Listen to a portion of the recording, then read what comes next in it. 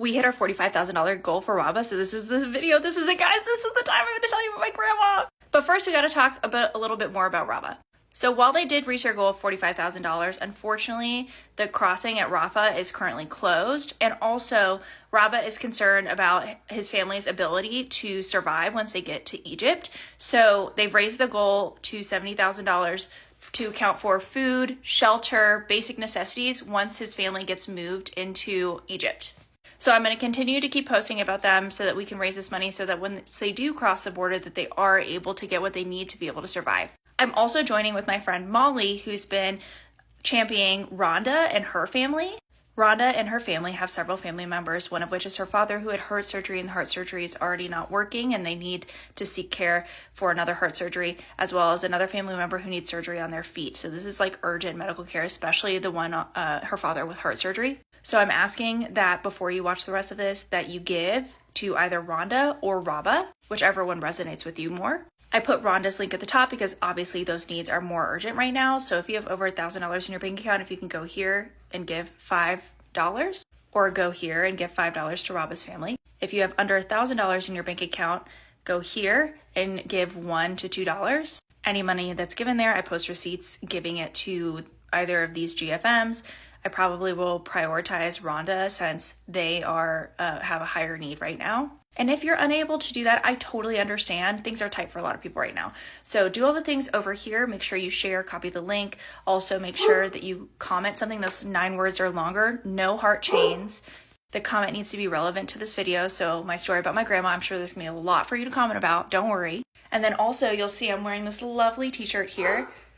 Another way you can help us by purchasing this shirt. All of the profits go to Doctors Without Borders located in, and any commissions I make off the sale of this t-shirt, I also will be giving to these GFMs. Another way to help is by clicking on the link, scrolling a little bit, adding it to your cart, and then closing out.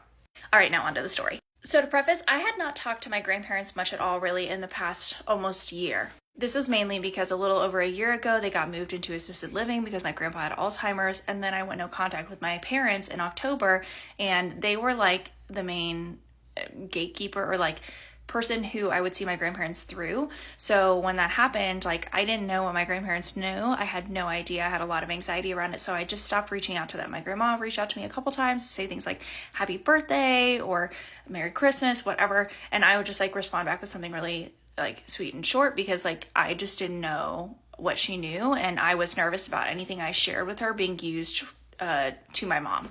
So this all began with, I got a text from my grandma like a month ago, basically saying, your grandpa misses you. His Alzheimer's is worsening. He's not recognizing people, but he stares at pictures of you and misses you all the time.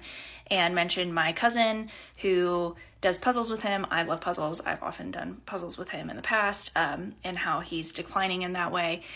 Spoiler, my cousin has autism. So do I. So that felt like we were the 2 grandkids, I think, who spent a lot of time with my grandpa because I'm pretty sure my grandpa's also autistic. And so she tends to bring up that grandchild to compare to me. Although this time she didn't know I was autistic yet. And then she mentions my uncle coming and bringing them food and stuff from Costco, whatever. I got this text right before I was supposed to go to an event with a bunch of queer people that I was really excited to go to. It ended up being wonderful. Don't worry about it. But I had a full-on meltdown, full-on panic attack ahead of the time. Called my friend I was supposed to be going with, and I'm like, I am not okay. I am not okay.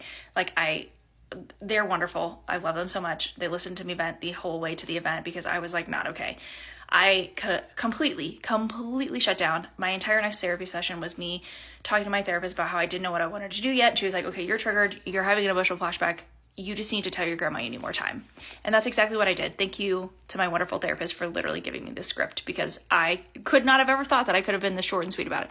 But that's what I ended up saying. After a week of stressing about this, I ended up going back to therapy and I was like, hey, I think I want to tell my grandma like what's going on, why I'm so anxious about all this, because about a year ago, I had not visited her on Christmas because I had been very, very sick with a flu. And also I was trying not to spread COVID to them because my grandpa had had a kidney transplant and like was very susceptible to COVID.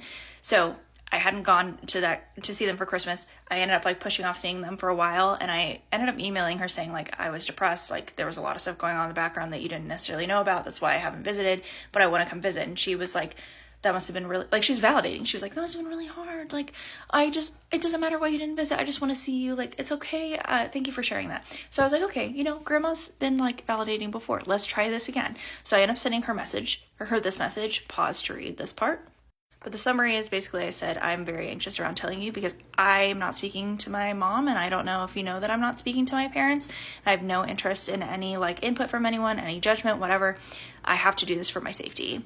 I also then told her I loved her and I would want to visit you both, but that there were some boundaries that I have to set to feel comfortable. The first boundary was that my parents can't be there and they cannot know that I'm visiting or that I will be visiting. The second was that I don't want to talk about my parents with them. And I even left a little caveat that I know that my grandma has Alzheimer's, so he may bring it up, and that's okay. I'm not really talking about him. I was talking about grandma because grandma's the gossip here. And third, this is the most important one. Third, I said that anything I share, I need to know that they will not share it with my parents. And that if they feel that these are things they can agree to, I'd be so happy to come and visit you both. Grandma comes in. She says, she believes me. I was pleasantly surprised. Apparently, my mom has never told her that I was no contact or that I had any issues with her. Shocking. I find that very hard to believe. I found it hard to believe when I went and visited my grandma, and I still find it hard to believe to this day, and you're about to know why in a moment. Your mother's never come to us with any issues. I certainly would agree to not letting your parents know that you would be coming or that you have been here. That's the big one. That's a big one. You remember that she said this. Remember that she said this. This part's really important. I can respect the boundaries that you set. These are all things that your family need to work out without any interference from us. Wow, rereading this now is just like illuminating. Okay. Giving me some details then about when my mom comes and visits, and basically that like Papa just wanted to see me, and that he may say something to them, but like obviously wouldn't be on purpose, and essentially she could redirect him and say like, oh, it's just Alzheimer's, you know what I'm saying? I mean, we shouldn't gaslight grandpa, but in the context of all this, like, you get what I'm saying.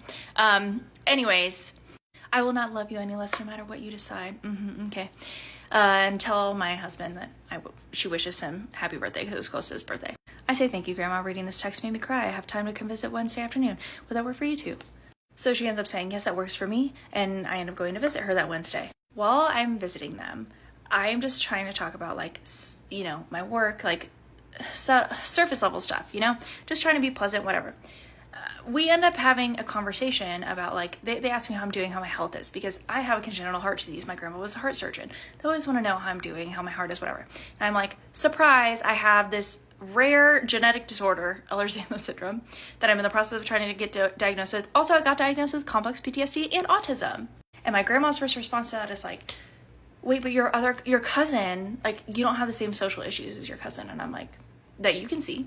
So I explained how I'm asking autism to her. She seems to be really receptive to it. She's like, wow, actually, this makes a lot of sense. I'm like, yeah, it does make a lot of sense. That's why I got diagnosed. And also, we have more family members that definitely have this that you just don't necessarily realize, okay?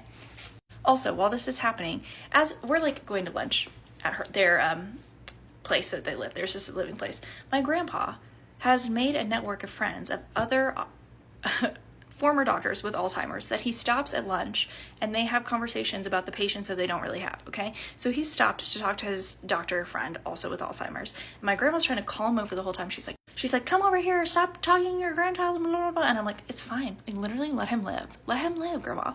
He's having the time of his life. For once, finally, like he's been miserable living here because he doesn't recognize the place. He has friends. Let him have this moment. I'm not in a rush. That gives you the general indication. My grandma's obsessed with appearances, okay? I know this. We all know this. I am very well aware of it. This is why I've been afraid to share any bit of my life with her throughout my life. But I downplay that because the validation that she was giving me was so shocking. I just opened up like a freaking, I don't know what the word I'm looking for. It's like a fountain. I was overflowing with information from her. So we're talking about the autism. He's at the table at this point, and I'm like, yeah, so actually, when I told my parents this, my mom was like, no, you don't. You don't have I keep saying Alzheimer's when I mean autism, vice versa. But my mom said, no, you don't have autism. And I know this because I'm a doctor. I would have caught it. And my grandma was like, what do you mean? Your mom said no. I'm like, yeah, that's what she said. She was offended that I would even suggest that I did and that my dad has it. And she's like, but autism isn't a bad thing. Like, your cousin has it. And I'm like, yeah, I know this. But my mom is obsessed with appearances. You know what I'm saying? And she's like, well, that's just not right. And this is what made me feel like it was safe to start telling her about my rest of my childhood. And you're going to have to come back for a part 2 because I cannot fit it all in. It's probably going to be like 5 parts, y'all. I'm not kidding. This story is crazy.